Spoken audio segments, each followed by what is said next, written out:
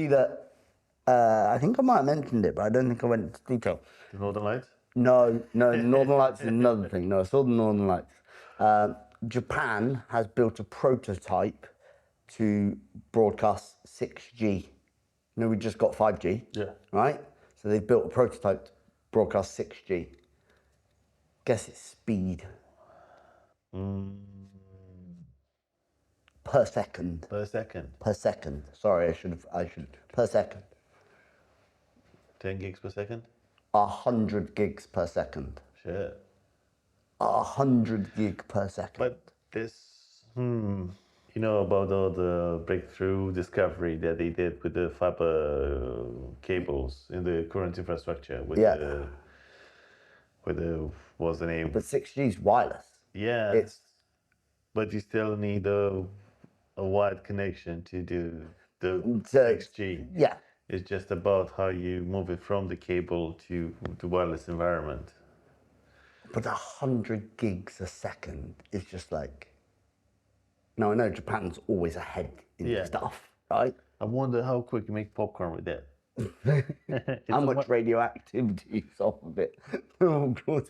Yeah. Because it's the same with the 5G. They say that they've done all the testing and all to see, but we don't have the long-term exposure risks. And to know what the long-term effects are of anything on the human body or on cells or anything like that. Yeah, because it hasn't been out long enough.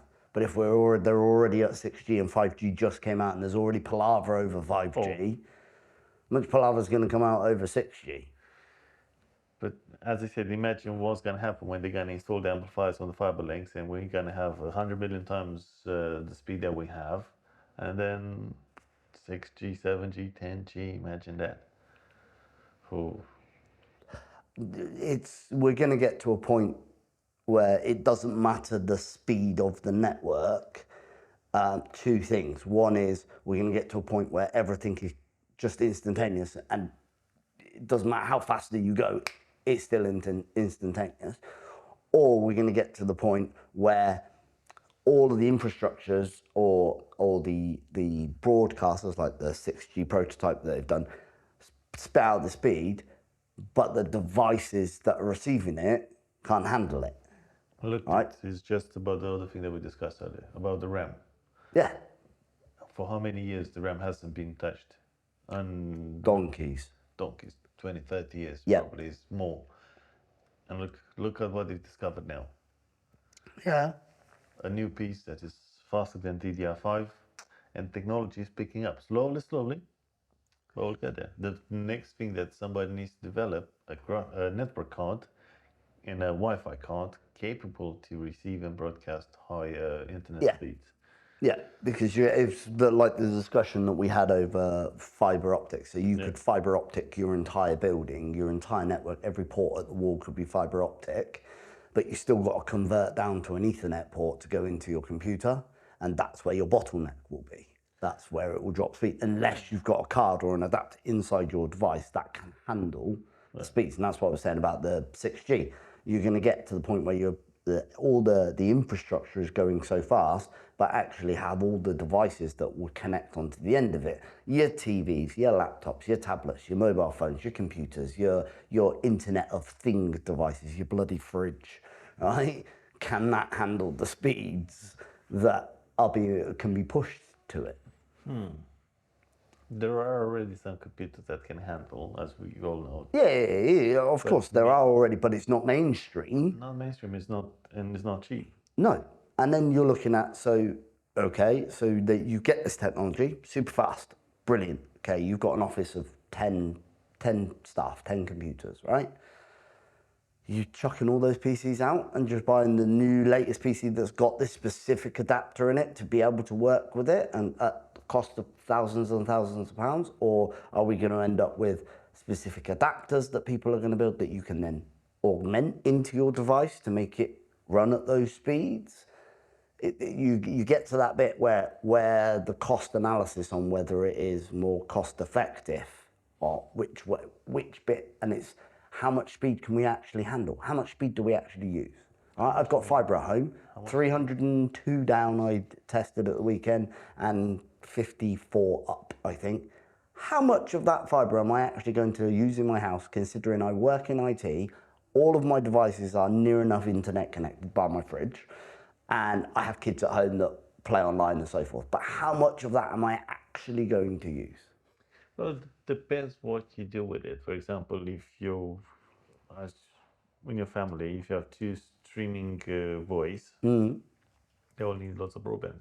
If you send lots of information, the way your projects are developing and are getting higher and higher, need more resources, more information.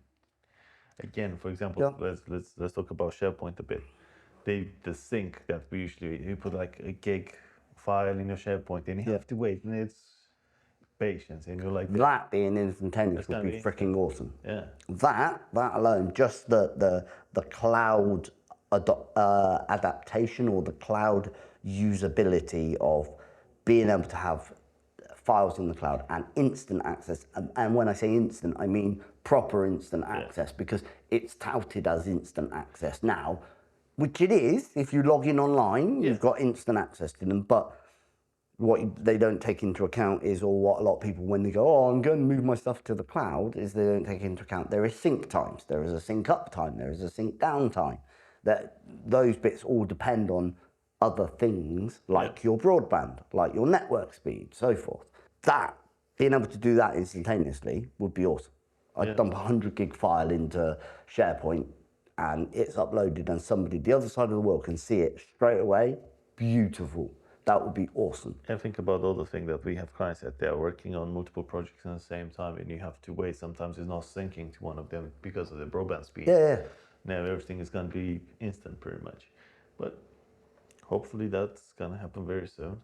Yeah. And That's if we don't get taken out like we nearly did at the weekend by solar storms and aurora borealises, to which everybody cacked themselves was going to down satellites and burn electricity. And well, we dodged the bullet there, if you think about it.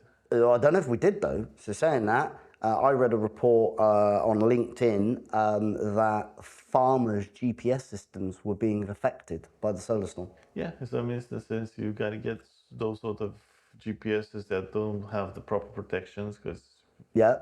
every single satellite has to have something to protect them from electromagnetic storms. Because That's what it was.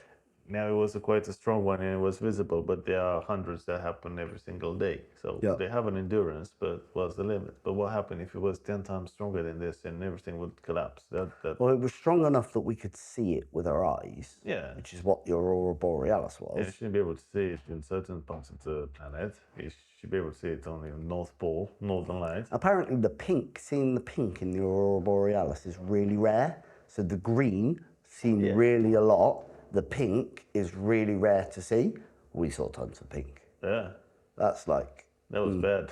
It's bad. Yeah, that was bad. I was when we were looking at it on Friday night, and it was like, okay, but the pink, we shouldn't be able to see a lot of the pink. Oh, look, there's a lot of pink. It wasn't just pink. It was purple. Purple and blues, and it was beautiful. It was awesome. It was beautiful to see, and everybody will see all over social media, all over the weekend.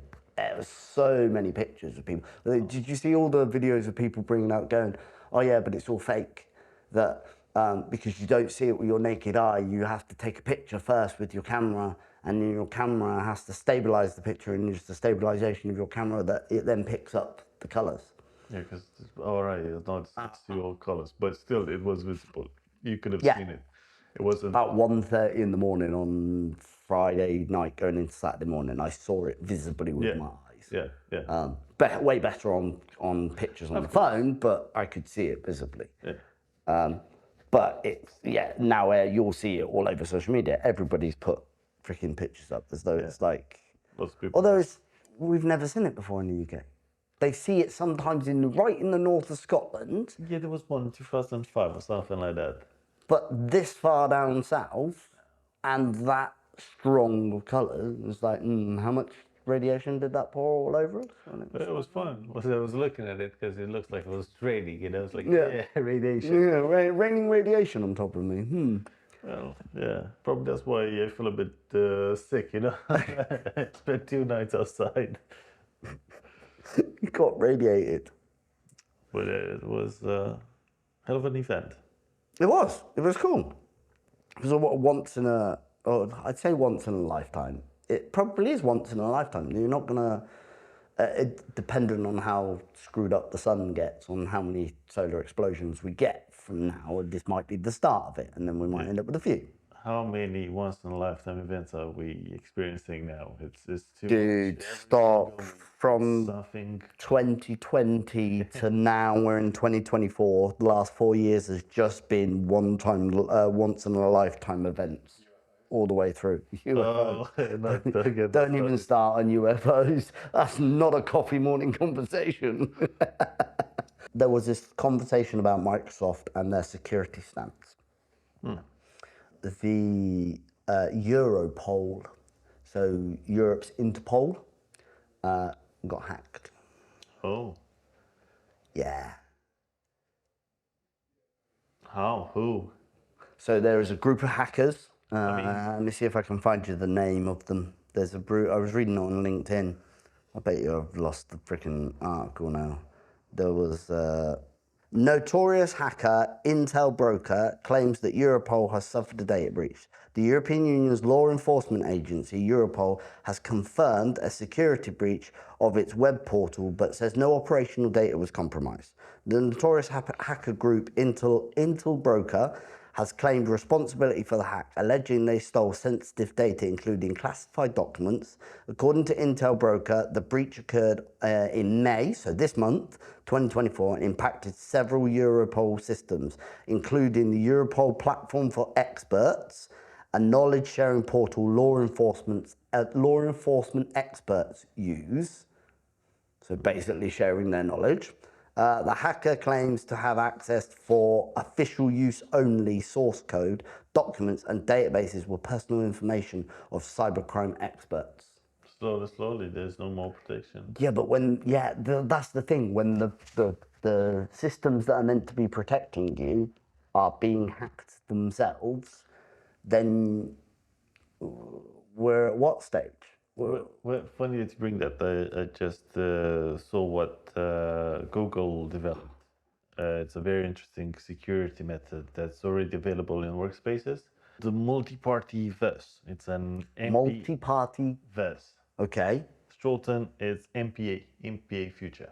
MPA. Okay. MPA. With its MPA feature announced on 9th of April and available for workspaces customers with multiple super admin accounts, Google offers you are you sure about that?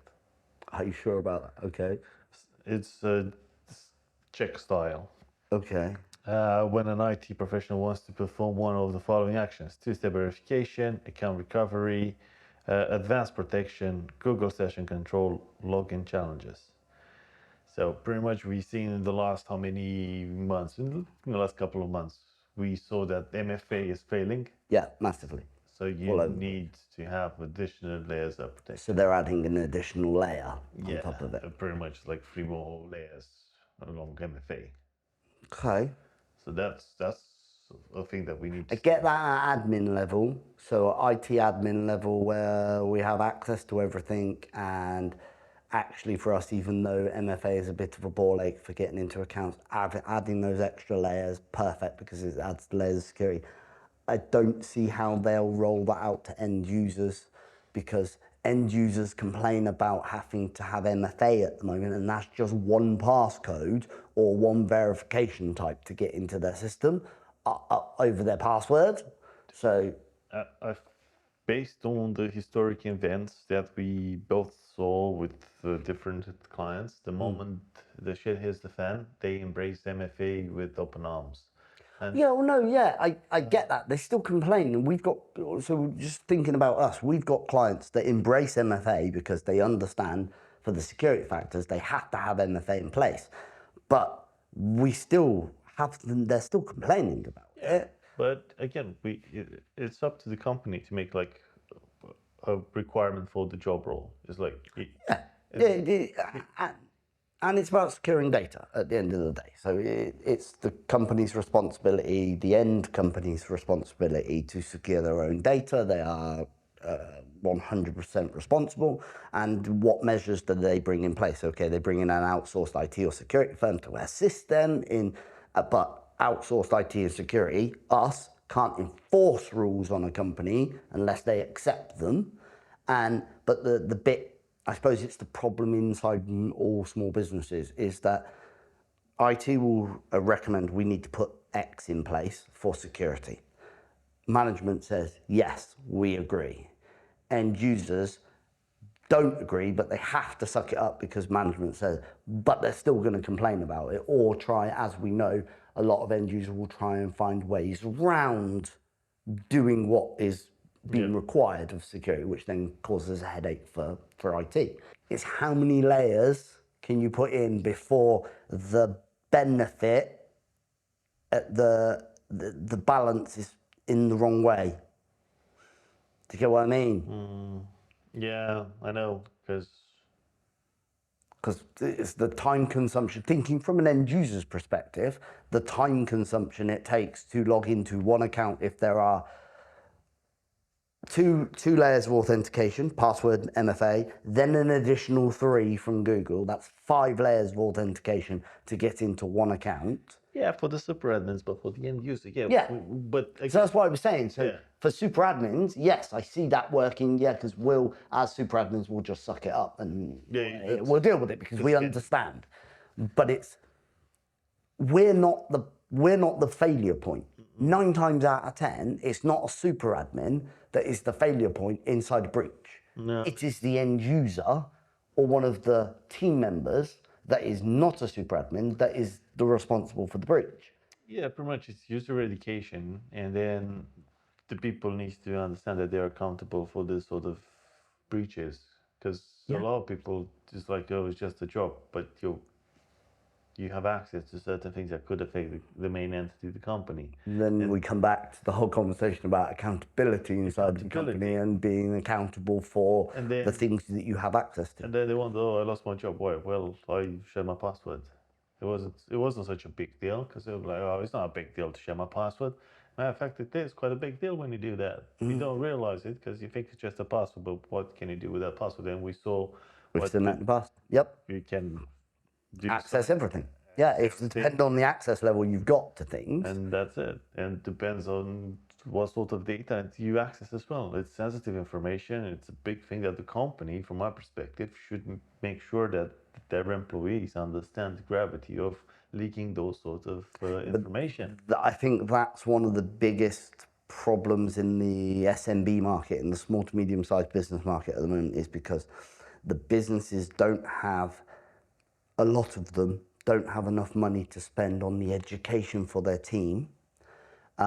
So they either don't, or they'll have one person in the company that kind of knows, and they kind of go, yeah, you shouldn't really do that, and you shouldn't really do this, but they're not being educated.